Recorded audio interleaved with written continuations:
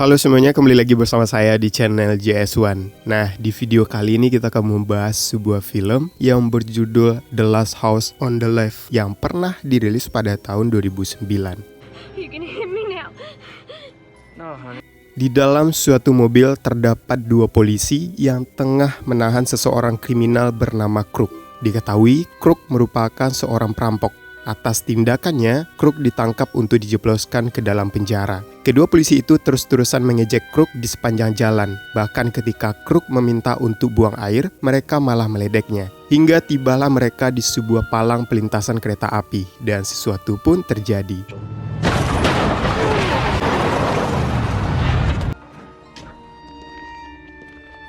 Crook kemudian dibebaskan oleh pacarnya yang bernama Sadie dan adiknya yang bernama Frank. Mereka bertiga adalah kriminal yang tengah buron. Merasa sakit hati dengan omongan polisi tadi, Crook kemudian merampok dompetnya dan menghabisinya.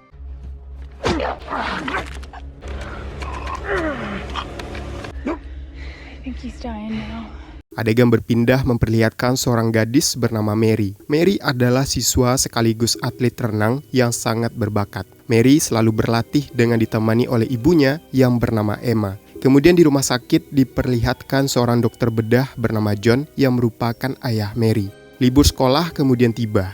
Mary dan keluarganya kemudian berlibur ke rumah mereka yang berada di tengah hutan. Di tempat tersebut terdapat dua rumah, satu rumah utama dan satu rumah khusus tamu. Selain itu, maksud mereka berlibur ke sini juga untuk mengingat kakak Mary yang kini sudah meninggal. Singkat cerita, Mary meminta untuk tinggal di rumah tamu, sementara orang tuanya berada di rumah utama. Mary lalu melihat kalung sebuah hadiah dan dukungan dari kakaknya agar kelak cita-cita Mary tercapai, yaitu memenangkan peraihan emas untuk negaranya di Olimpiade cabur renang. Seketika itu juga Mary pergi ke tepi danau untuk latihan renang.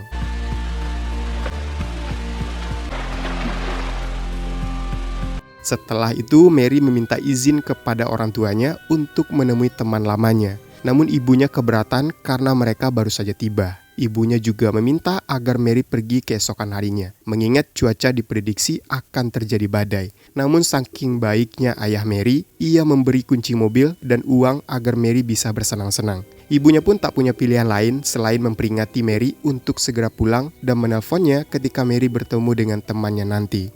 Promise that you will call me, okay? I don't know if you're gonna be able to keep up with the fast pace of the Singkat cerita, Mary bertemu dengan temannya bernama Paige yang bekerja sebagai kasir. Sambil menunggu jam pulang, mereka berdua malah ngomongin narkoboy. Hal itu membuktikan bahwa Mary dan Paige dulunya merupakan pemakai. Obrolan mereka terdengar oleh seorang konsumen yang bernama Justin. Setelah itu, Justin menuju kasir untuk membeli udut. Namun Paige menolak karena Justin tidak membawa kartu identitas. Justin kemudian bilang bahwa tadi ia tidak sengaja dengar mereka ngomongin narkoboy. Secara kebetulan Justin punya beberapa daun singkong di motelnya, dan sebagai gantinya, Paige harus memberinya udut. Mereka kemudian setuju dan pergi ke motel Justin untuk mengambil barang tersebut. Sementara Mary memilih untuk menunggu di mobilnya saja. Mary sempat lupa kalau dia harus menelpon ibunya. Namun sayangnya tempat tersebut tidak terdapat sinyal sama sekali. Selang beberapa lama, Paige tak kunjung keluar. Mary lalu menyusulnya. Setelah Mary masuk, ia kesal karena Paige malah asik ngisep daun di situ. Mary bilang bahwa mereka tidak seharusnya berada di tempat orang asing, apalagi main-main dengan barang tersebut. Paige lalu meminta maaf dan meminta Mary untuk mencobanya. Tapi Mary menolak mengingat kini ia sedang fokus menjadi atlet. Namun Paige terus merayunya dan bilang bahwa satu hisapan tidak bakal menyakitinya. Pada akhirnya Mary pun kembali terjerumus dengan barang tersebut.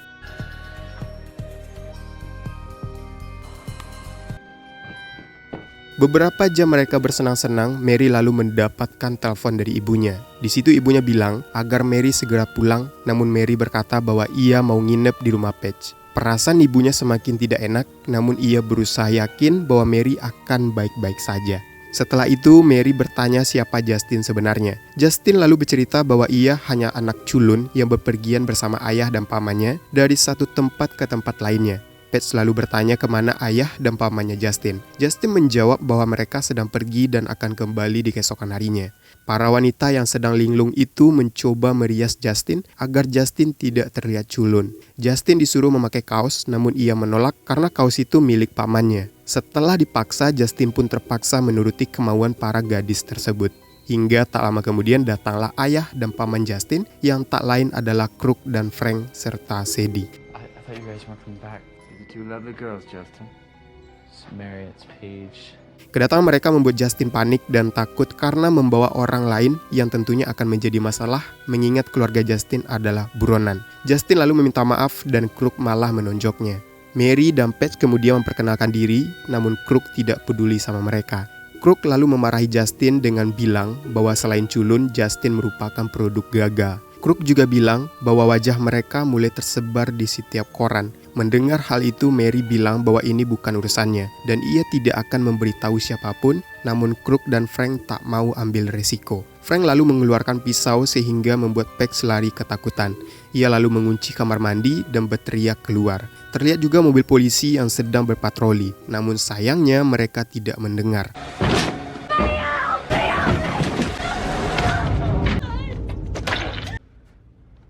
She's taking a nap. Dirasa sudah aman, mereka mengambil ponsel Mary serta merusaknya.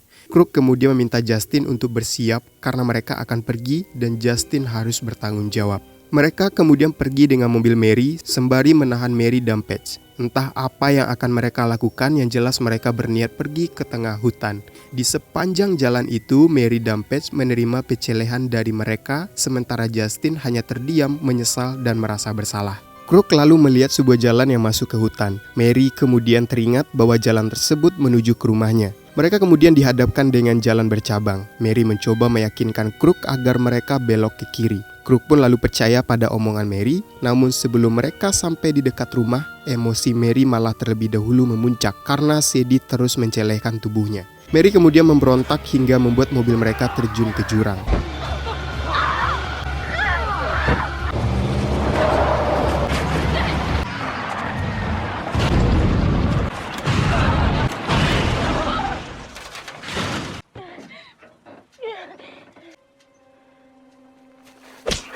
Dari kejadian itu membuat hidung Frank patah hingga terluka parah. Dari sinilah mereka mendapatkan perlakuan yang sangat kejam. Paige kemudian mencoba kabur dengan berlari sekencang-kencangnya. Ia lalu melihat sebuah pabrik kayu dan berteriak, namun suaranya tak cukup didengar sehingga hanya memancing kedatangan Frank.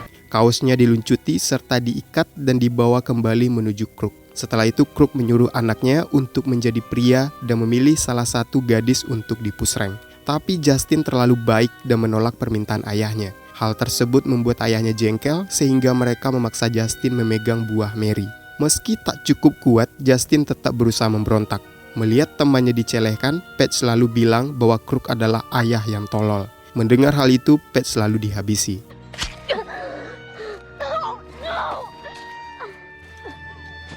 Mary lalu memangku temannya yang tak berdaya, sementara Crook sangat kesal di mana dia membesarkan anak yang menurutnya sangat amat culun. Padahal maksud mereka membawa Mary dan Paige ke tengah hutan agar Justin mau bertanggung jawab hanya dengan mempusreng mereka. Namun Justin yang terlalu baik tetap kekeh tidak mau menyakiti wanita sehingga Crook sendirilah yang harus turun tangan. Mary lalu dijambak, dipusreng oleh Crook dengan bantuan pacarnya sendiri. Mary tak bisa berbuat banyak selain menangis dan menjerit kesakitan. Begitu pula Justin yang hanya bisa melihat dengan mata penyesalan.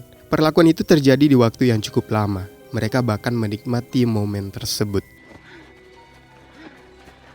Setelah puas, Crook lalu mencabut kalung Mary dan membuangnya. Justin lalu mengambil kalung tersebut tanpa sepengetahuan orang tuanya. Mary yang malang mengenakan kembali pakaiannya. Ia sempat berpikir bahwa kini hidupnya sudah tak berguna. Namun di saat-saat terakhir itu, Crook bilang mungkin nanti ia bisa mempusreng ibu Mary. Hal tersebutlah yang membuat Mary memukulnya dengan batu dan kabur secepat-cepatnya. Kini Mary menyesal tak mendengar perkataan ibunya. Larangan orang tua yang memiliki perasaan kuat terhadap anaknya sendiri. Andai Mary bisa meminta maaf, maka itulah hal yang pertama yang akan diusahakan saat ini. Dengan rasa sakit di daerah bawah, namun mengingat Mary adalah seorang atlet, ia terus berenang menjauh secepat-cepatnya. Beberapa tembakan dari Crook bahkan meleset saking lihainya Mary berenang. Namun tembakan terakhir sialnya mengenai punggung Mary dan menghentikan pergerakannya sehingga Mary terdiam mengambang. Tak lama setelah itu badai kemudian turun. Mereka kemudian bergegas pergi mencari tempat berteduh.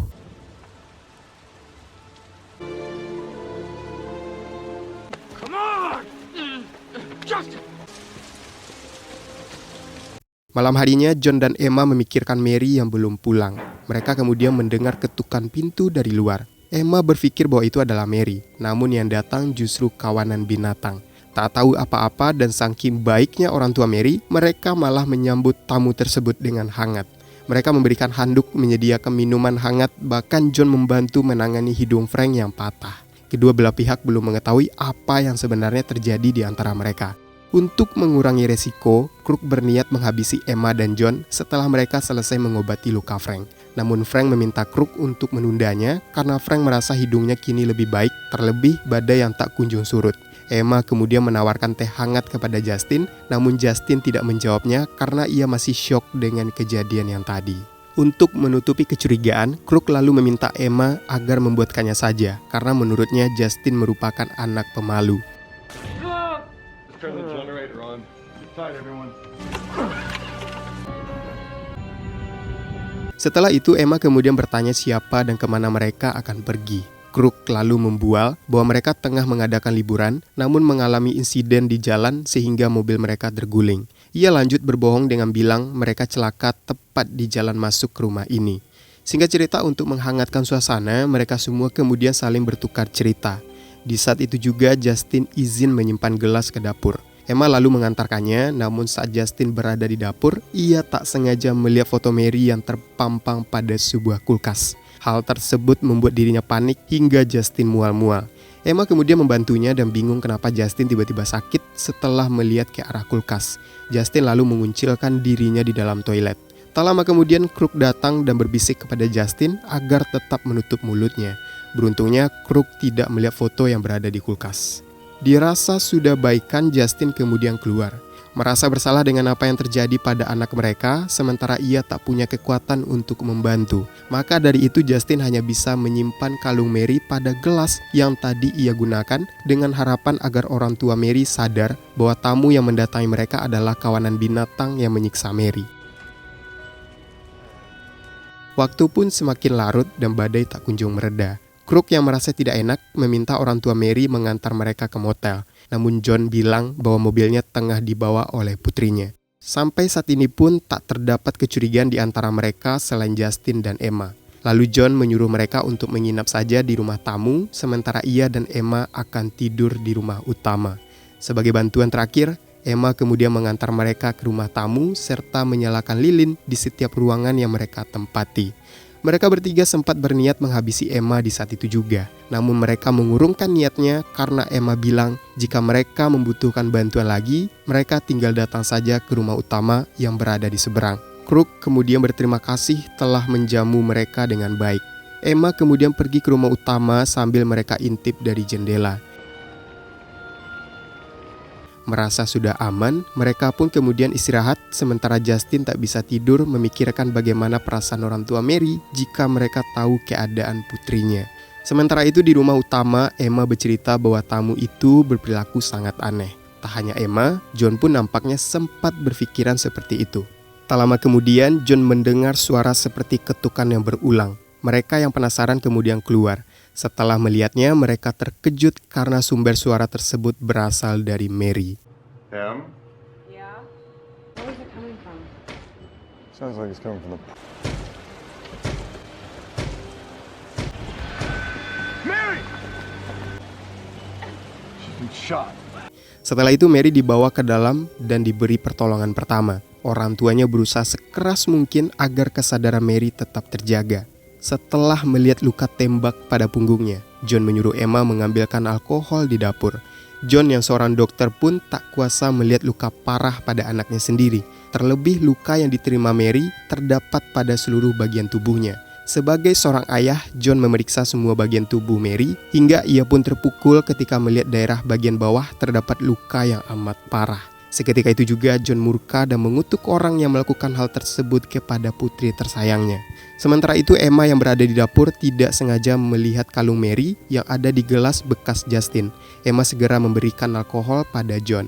John pun bercerita bahwa selain Mary mendapat siksaan, ia juga dipusreng secara paksa. Mendengar hal itu sebagai seorang ibu, Emma sangat terpukul. Emma kemudian bilang bahwa ia menemukan kalung Mary pada gelas bekas Justin.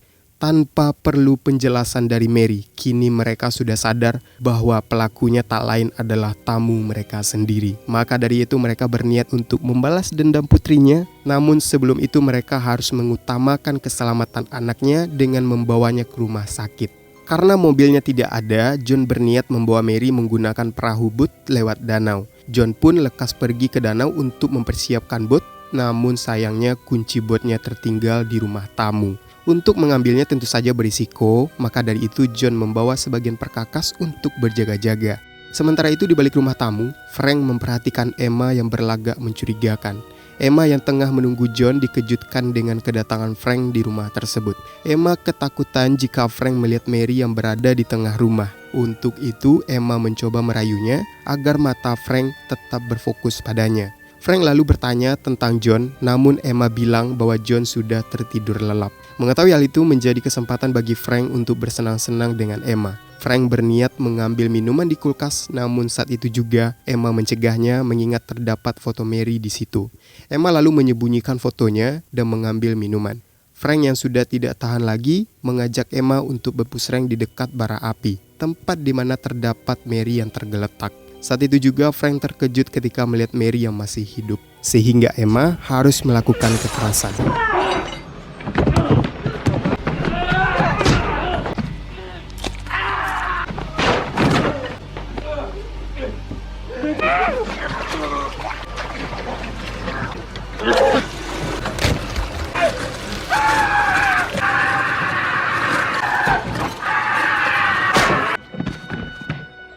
John dan Emma berhasil membunuh satu di antara orang yang menyakiti putrinya. Sementara di rumah tamu terlihat Justin yang masih tetap terjaga. Tak lama kemudian ayah Justin pergi ke toilet. Justin lalu mengambil pistol tersebut sambil mengendap-endap. Sementara itu John dan Emma terlihat menuju ke rumah tamu untuk membalaskan dendam serta mencari kunci bot yang tertinggal. Mereka berjalan dengan perlahan dan hati-hati. Ketika sampai di kamar Crook, mereka melihat Justin yang duduk di pojok sambil menodongkan pistol ke arah mereka. Namun tak lama kemudian Justin justru memberikan pistolnya kepada John sebagai tanda bahwa Justin sudah tidak peduli lagi pada ayahnya.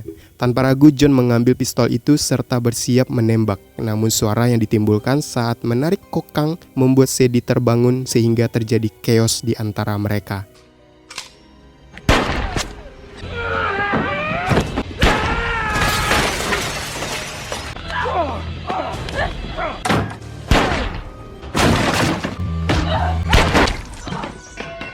Setelah Sadie tewas ditembak oleh Emma, Crook justru kabur ke rumah utama. Crook merasa ada yang janggal di tengah rumah. Ia kemudian mendekat, namun hanya ada noda darah pada baju yang dikenakan Mary di meja.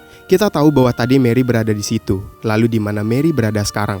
Ternyata sebelum orang tua Mary balas dendam menuju tempat Crook, mereka memindahkan Mary terlebih dahulu ke rumah bot di dekat danau, di mana sekarang Mary sendirian menunggu di sana. Crook kini mengerti kenapa orang tua Mary tiba-tiba menjadi buas. Tak hanya itu, Crook bahkan melihat adik kandungnya tewas secara mengenaskan, namun Crook tak memiliki penyesalan sedikit pun mengingat ia berhati iblis. Crook justru bersembunyi untuk menerkam siapapun yang mendekat. Sementara itu Emma kembali ke bot untuk menemani Mary yang disusul oleh Justin. Emma membiarkan Justin bersamanya karena telah membantu menghabisi Sadie. Di rumah utama, John kemudian tiba. John lantas berteriak memanggil agar Crook keluar berhadapan 1 lawan 1 dengannya. Dalam ketegangan di antara dua orang tersebut, Crook justru memprovokasi John dengan mengatakan bahwa daerah milik Mary sangat sempit sehingga ia harus mendobraknya berulang kali. Mendengar hal itu sontak membuat John naik pitam. Ia terburu-buru mendekati Crook sehingga Crook menghantam kepalanya.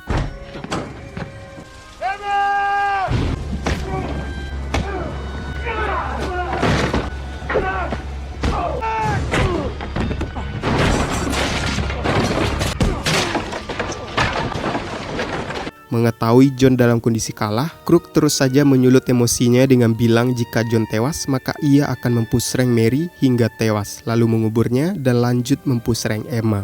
Perkataan yang dilontarkan Crook membuat John semakin panas, namun sayangnya John tak memiliki tenaga lagi karena ia ceroboh termakan hasutan dari Crook. Hingga tibalah saat Crook hendak mengakhiri nyawa John dari belakang. Terlihat Justin menodongkan pistol ke ayahnya. Crook hanya tersenyum dan berkata bahwa anak gagal seperti Justin tak akan berani menembaknya. Mendengar hal itu, Justin pun sakit hati sehingga ia menarik pelatuknya, namun ternyata pelurunya kosong. Meski pelurunya kosong, namun cukup membuat Crook terkejut, tak menyangka bahwa anaknya sendiri ternyata berniat menghabisinya.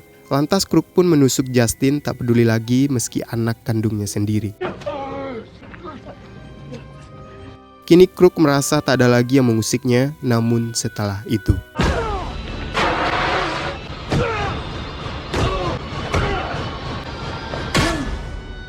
Emma lalu menolong Justin yang terluka, sementara John memeriksa leher Crook yang ternyata Crook hanya mengalami pingsan. John tidak akan menewaskan Crook saat itu juga. Ia berniat melakukan dengan cara yang tak terduga. Hanya dalam semalam, rumah tersebut berubah menjadi lautan darah. Keluarga Mary yang berniat liburan harus melalui hari yang menyedihkan, meladeni tamu yang merupakan sekumpulan hewan. Tiba di pagi hari, Mary yang malang terbangun dari tidurnya. Justin juga berada di dalam bot untuk pergi menuju ke rumah sakit. Meski kejadian tersebut adalah hal terberat dalam hidup, namun John bersyukur putrinya masih bertahan di sampingnya. Adegan lalu memperlihatkan kejadian sebelum mereka pergi, di mana terlihat John menyayat kulit Crook yang tengah pingsan. Tak lama kemudian Crook akhirnya sadar. Ia lalu bingung kenapa tubuhnya tak bisa bergerak. John bilang bahwa ia telah memutus urat saraf di tiap-tiap bagian tubuhnya. Crook yang tak berdaya bertanya apa yang akan John lakukan. John hanya menjawab dengan memasukkan kepala Crook ke dalam microwave. Dengan begitu Crook akan mendapatkan jawabannya sendiri. You're gonna be fine.